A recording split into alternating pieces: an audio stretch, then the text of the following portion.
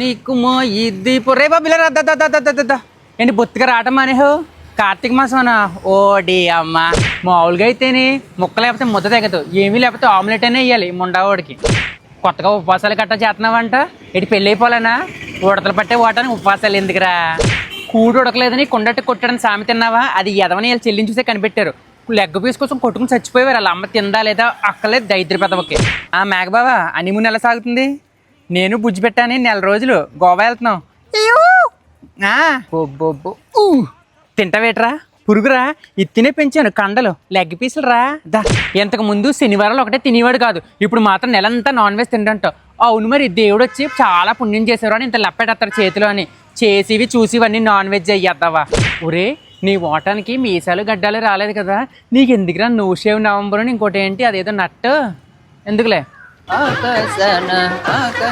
మా తాతపై 3 నెలలు అయింది అయితే మాకు ఈ సంవత్సరం కార్తీక మాసం లేదు అయితే అయినా కూడా వదలలేదు నాకు